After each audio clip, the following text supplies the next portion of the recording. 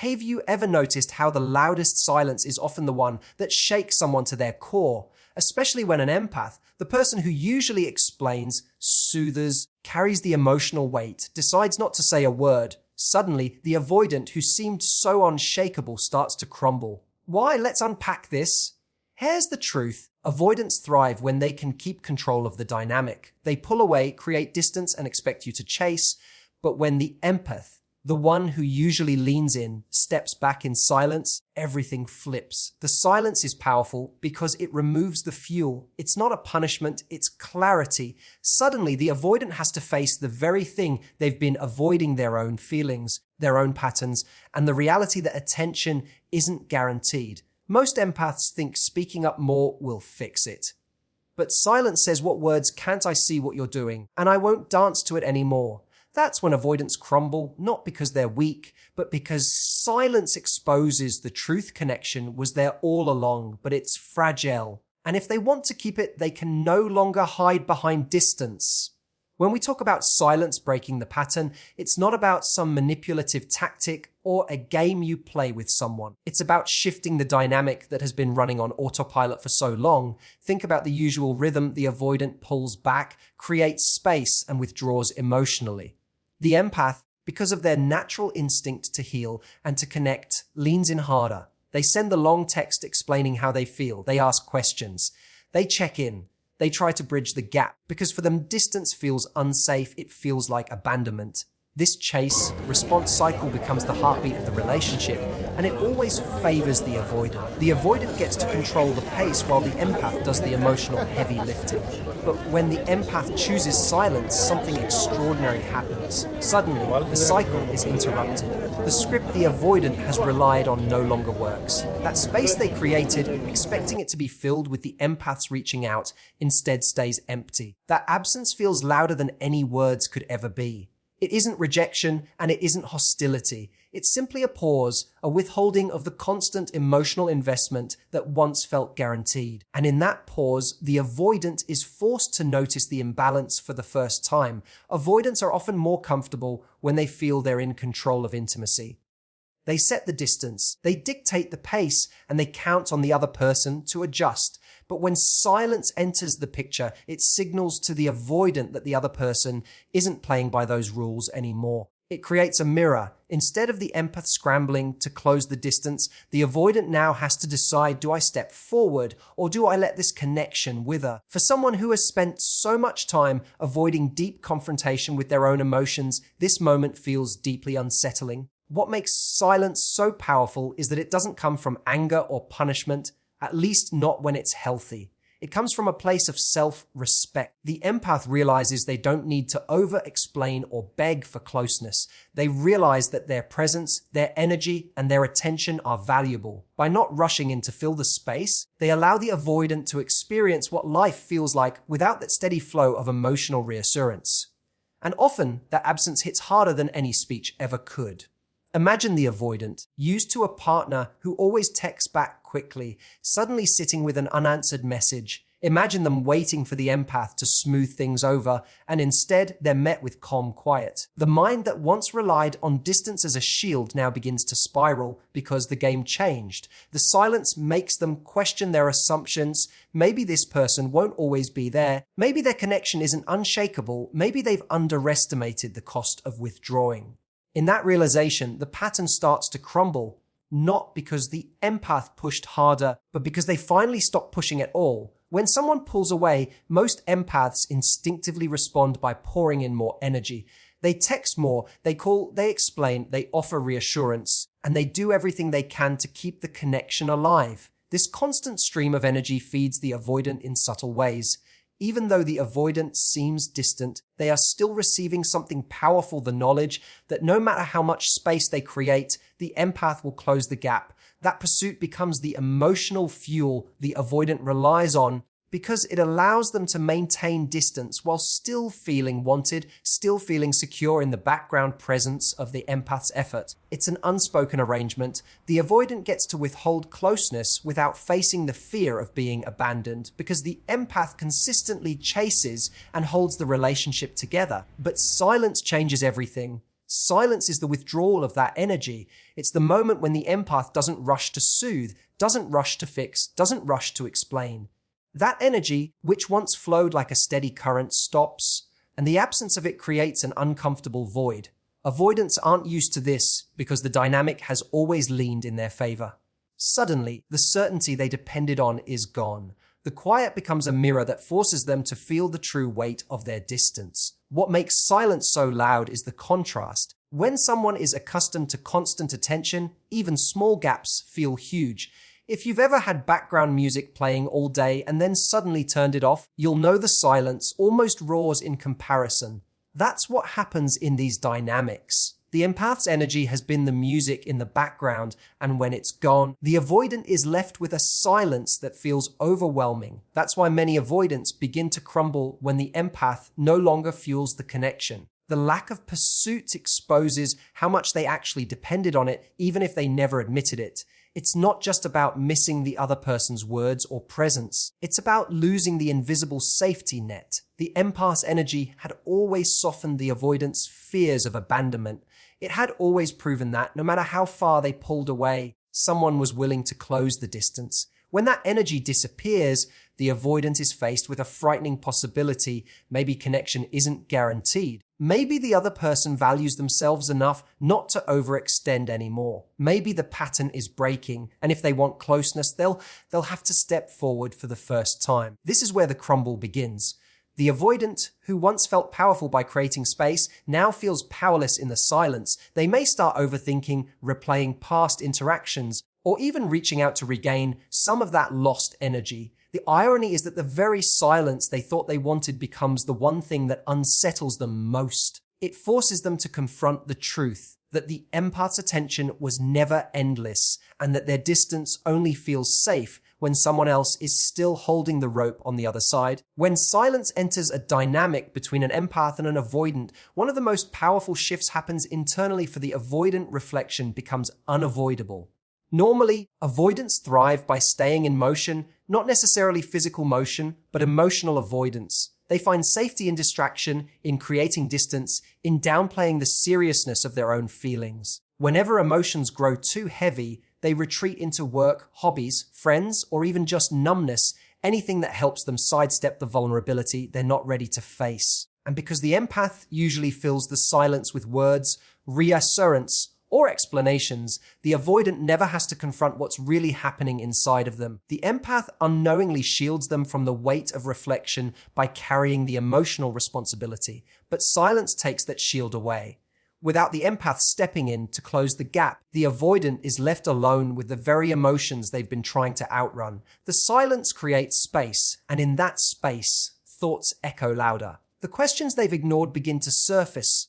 Why does this distance feel so uncomfortable now? Why does the lack of contact feel heavier than I thought it would? Why am I noticing their absence more than I expected? These reflections creep in because the usual distractions are no longer strong enough to mask the void left behind. The quiet forces are reckoning. For the first time, the avoidant has no immediate escape. They can't rely on the empath's words to soothe the tension or explain away the problem.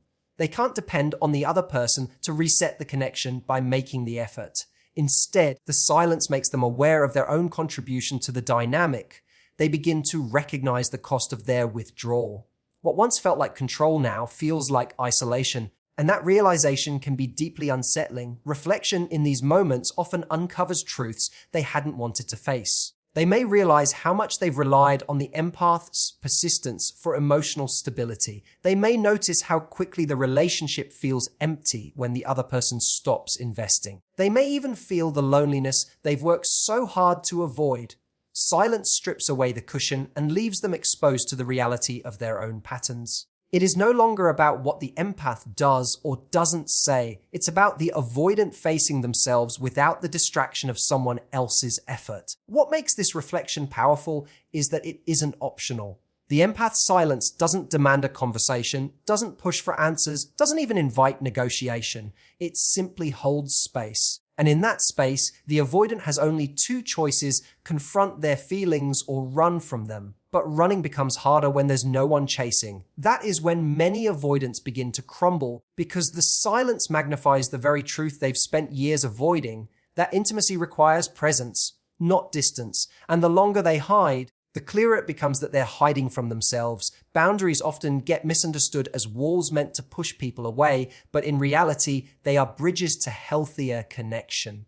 For empaths, boundaries can feel especially difficult to set because their instinct is to give, to nurture, and to prioritize harmony over confrontation. They want the people they love to feel safe, so they overextend themselves, often at the expense of their own emotional well-being. When paired with an avoidant, this tendency can create an unbalanced dynamic. The avoidant withdraws, and the empath stretches further to maintain closeness, unintentionally teaching the avoidant that distance has no consequence. Words alone rarely fix this pattern because the avoidant can dismiss or minimize them, but silence rooted in self-respect becomes a boundary that speaks volumes. Silence as a boundary is not the same as the cold shoulder or manipulation. It isn't about punishing the other person. Instead, it's about choosing not to chase, not to over-explain, and not to abandon one's own emotional needs in the pursuit of connection. It's the empath saying without words, I value myself enough not to over-invest when my effort isn't being reciprocated. This quiet withdrawal of energy sets a clear line. The avoidant may not hear it in spoken terms, but they feel it in the shift of the dynamic. Suddenly, they realize that the empath is not endlessly available, not endlessly forgiving, not endlessly accommodating. Boundaries expressed through silence are powerful because they leave no room for argument. When you set a boundary verbally, especially with an avoidant, you risk triggering defensiveness, dismissiveness, or even conflict. The avoidant may argue back, minimize your feelings, or retreat further to escape the pressure of accountability. But silence is undeniable. There's nothing to push against, no debate to win. It is simply the absence of engagement, and that absence communicates everything. It shows the empath has stepped out of the exhausting role of over-functioning and chosen instead to let the avoidant sit with the consequences of their own behavior. In many cases, this kind of silence forces the avoidant to reassess the dynamic. They may not have respected words, but they cannot ignore the boundary of energy withdrawal. When the calls stop coming, when the texts are no longer initiated, when the reassurance is no longer automatic, the avoidant is left to confront what happens in the space created. Often, this is the first time they feel the true weight of what their distance costs. The empath's silence draws a line in the sand that says, this is how far I'm willing to go, and no further. That quiet line is firm, and it teaches the avoidant something words rarely could respect. For the empath, silence as a boundary is a radical act of self-care. It affirms that they will not compromise their dignity for connection, and it models a healthier balance in the relationship. Boundaries built on silence are not about withholding love, but about refusing to betray oneself in the name of love. In that way, the silence is not just communication, it's transformation. Power in relationships often flows quietly in ways people don't even realize until the balance shifts. In an avoidant-empath dynamic, the avoidant usually holds more of that power, not because they are stronger, but because their withdrawal controls the rhythm. When they pull back, the empath leans in. When they create space, the empath rushes to close it. The avoidant dictates the pace, and the empath adapts. This imbalance can continue for years without either person consciously naming it. The avoidant feels secure in knowing they are pursued, while the empath feels exhausted but unable to stop giving. Yet when silence enters the picture, that balance changes and the shift of power becomes unmistakable. Silence flips the script because it removes the avoidant's safety net. Their distance no longer guarantees pursuit. The control they once relied on begins to slip because the empath is no longer reinforcing the pattern with constant effort. In fact, the absence of effort becomes louder than any plea for closeness could ever be. Suddenly, the avoidant is no longer leading the dance. They're standing in an empty room, waiting for music that doesn't play. That's the moment the power begins to shift, because silence reminds them that the empath isn't powerless, they were simply choosing to give. The empath's silence says, I will not carry both sides of this connection anymore. This is where real strength lies. Instead of trying to prove their worth through words, explanations, or overcompensating, the empath demonstrates it through stillness. The avoidant, who once thought they held the upper hand, now has to confront the reality that connection requires reciprocity. They cannot simply retreat and expect the other person to close the gap forever. The silent pause forces them to step into a role they've long resisted, the one who reaches out, who makes an effort, who risks vulnerability. For many avoidants, this realization is deeply destabilizing. They've built their sense of safety around control, and silence dismantles it. The power they thought they held starts to crumble, and what emerges is the awareness that they need the empath more than they admitted. This isn't about manipulation, it's about clarity. Silence doesn't create a false dynamic, it reveals the truth that was already there. The avoidant wasn't holding power. The empath was lending it through their endless pursuit. The shift of power also redefines self-respect for the empath. By stepping back, they stop betraying themselves in the name of connection. They reclaim their energy, their time, and their peace of mind. And in doing so, they change the very structure of the relationship. The avoidant no longer gets to set all the terms. If the connection is to survive, effort must flow both ways. The balance is restored not through words, but through silence, the most powerful statement of all. When you step back and look at this dynamic, you realize something important. Silence isn't about punishment, and it's not about giving up. It's about self-respect.